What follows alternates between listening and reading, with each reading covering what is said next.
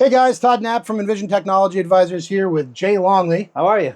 And we were just hanging out in my office getting some work done today, talking about cybersecurity in the wake of a huge breach, which was... The National Public Database. Yeah, it's not new news. There's a lot about it on the internet. If you Google it, you find out more about it. But we're talking about how many records? 2.6 billion, roughly? 2.6 billion with a giant capital B.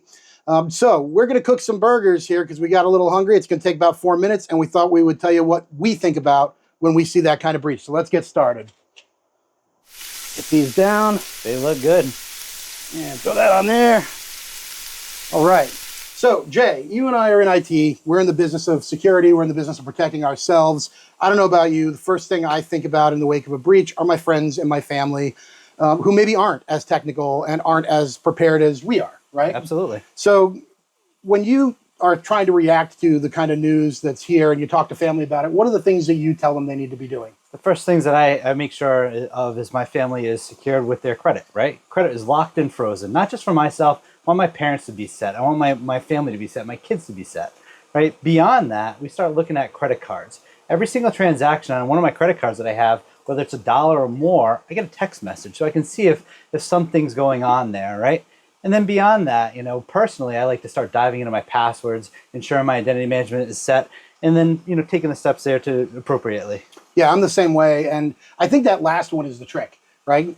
Identity. How do you manage identity? There's so many usernames and passwords at this point. And I know that for family that aren't super technical, there's such a temptation to just create the same password for everything and to make it simple so that you can remember it, all things that are going to lead to a breach. So how do you go about securing your passwords? Me, personally, I use a password manager where possible. I use identity management also. We can talk about that in a minute. But password managers themselves, there's quite a few out there. I personally like to look for certain features in them, right? I want to make sure that I own my data no matter where it is. The company doesn't own it, that I own my data. And just, I mean, to interrupt you for a sec, sure. Password manager, basic gist of this is I go to a website, there's a username and password field, it's going to fill it in for me, right?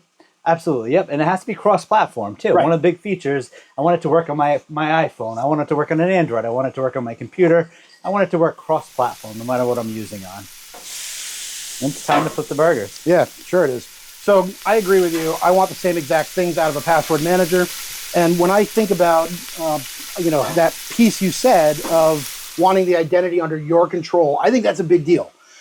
What I look for with that is I want a credential manager that when I set it up, asks me for a unique encryption key or provides me a randomly generated encryption key so that I know that my information in their database is secured, it's encrypted.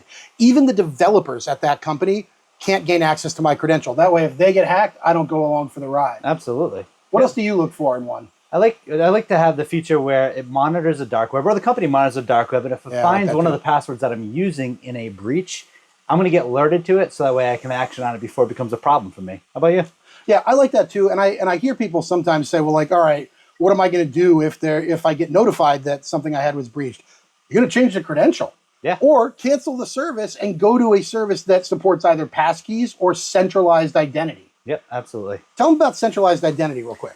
There's many different providers for it. Me, I personally like to use Microsoft's identity management. So with that, I focus my security on their platform, right? It knows who I am as a person. It knows the devices that I use. It knows the sites that I go to. It understands me and my fingerprint. So that way, if something doesn't feel right but works anomalously, it can action on that. How about you? Yeah, so for me, I'm always looking for some of those, you know, that passkey feature, right? Yep. So passkeys, if you don't know, connect your identity to the security chip on your device so that nobody has the ability to log in without biometrically signing into your local device. It's that facial recognition, the fingerprint ID, or in Windows Hello for Enterprise on your PC, put that PIN code that you're required to put in. If every time I need a password, my identity tool has to be biometrically accessed, I know that somebody can't just access the identity tool and be able to steal my identity. Yeah. So I appreciate you taking a minute to tell us about it. With that, I think these burgers are probably there. They only take a half a second for the... Oh, they look good. Great. So with that, we're going to go and enjoy these burgers and let you guys go. Have a great day. Thanks for checking in. See ya.